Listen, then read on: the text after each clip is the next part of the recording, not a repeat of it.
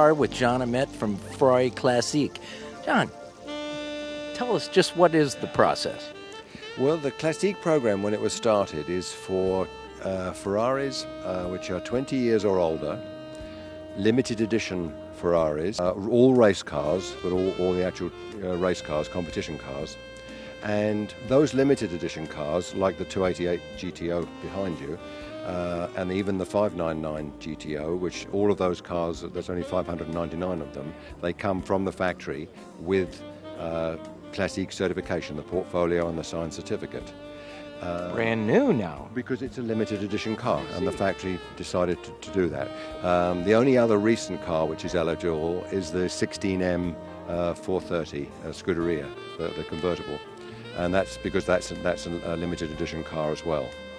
So all of the cars that are 20 years or older are eligible for the program. We even do, say, 328s, as well as 166 millimeters, 212s, the older cars. Well, let's talk about the older cars. I mean, is that why did the program come into being to begin with? From the factory's point of view, they realized, and as everyone understands, there's a great many cars out there which are not in their original configurations. They're not in the configuration that they left the factory in or that they were manufactured in. Obviously for racing cars that's somewhat difficult, but even at that it is possible to get them into the correct criteria for factory acceptance. Which would be as they left the factory? Exactly. Say, take for example an exhaust system. Of course it would have to be new after all these years, but it must be in that same absolute shape, number of silencers, mufflers, tips, etc. So that with all of the images, all the pictures which are taken to complete the portfolio, meet the criteria that the committee requires. Now, on the older cars, we also have to do, and in comp cars, we also have to do chassis dimension files. Take about 100 measurements of the chassis, which we provide to the factory, and they can then compare to the blueprints. We also have to do metallurgy. We actually check the metal content of all the chassis rails, because they've found many cars that were damaged and repaired with correct shaped tube, but incorrect metal. Wow, so this is as extensive as you can get, kind of CSI kind of thing. It's just a lot of research, and of course the factory have remarkable records and documentation, and so that's where all the research and the abundance of caution in terms of establishing the actual contents, the criteria. And to that end, we find often incorrect engines with numbers changed.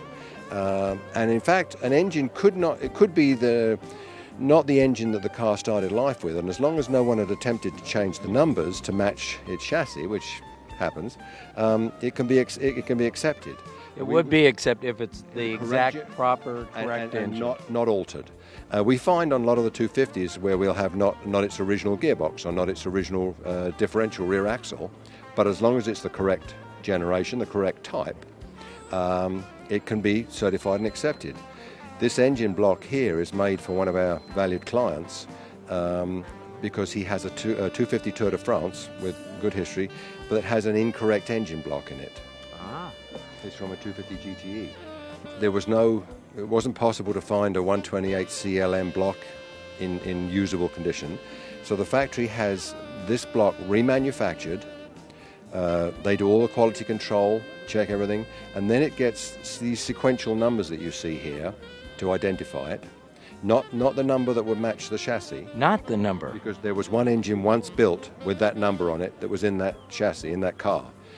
Whether it exists or not, no one knows. So they use these descriptive stamps, the Classique stamp, as you can see, yes. And then the internal number here is numerical sequential from the original internals. So it keeps moving on, and of course it's now documented and recorded, and when it's in the car we'll be able to complete the certification.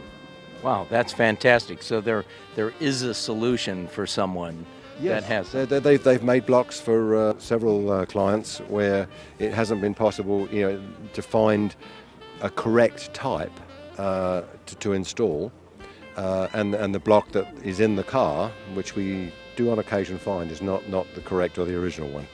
A lot of people don't know with the engine number, the numero interno down here. Now, they developed that early on, right? They always did that? Yes, they always used numero internos because of when they were building motors, of course, they weren't certain which car it would actually go to. There are some early blocks that don't have internal numbers, but usually because they were like for one or two cars, so it wasn't as if they were going to get confused. Yeah, I see. You know, and so they would just have their race number on them. How many centers do you have in the United States for doing that? I work for three Ferrari dealers. Every Ferrari dealer it has the ability, has the capability, and they pursue doing certifications for their clients. Individual people can undertake it too if you want to go through this. It's fairly extensive to create the document, which is the primary application to the factory. And then often we always provide a much greater amount of additional information along with what is initially required. And then, of course, when you get to chassis dimension files, taking those measurements accurately is not so easy. And then, of course, the metallurgy we are able to do with a remarkable handheld spectrometer, which is a $35,000 tool, but it is an amazing device, and you literally hold it against the metal, and it'll break down the content of the alloys for you. Is this an attempt to really prove what is pure and for carrying these cars on in history, or? It's a very, very thorough and in-depth method to truly understand the contents of each car and their relative relationship to its original manufacturer, to the criteria that the factory lays out. In the completed portfolios, they list the criteria that they base it upon. Well, that would seem very easy for most of the production cars, but when you get into the special cars and the racing cars, which their lives were a little different. Now, have they done a different criteria for that? No, the criteria is exactly the same. But very often very difficult to truly understand. I mean, I've done some cars where we've spent appreciable amounts of time, research, submitted all that information to the factory, and in truth, we can't proceed. We can't go any further because, we may know at a certain point in history that it's recorded that it had extensive damage. Maybe fire damage, maybe accident damage, and there are some examples of the cars out there which are still running and still being used, which is great, but it would be impossible to establish the originality relative to the required criteria. Wow. Let me ask you, do you enjoy doing this? At my age, I'm extremely fortunate and I enjoy it immensely.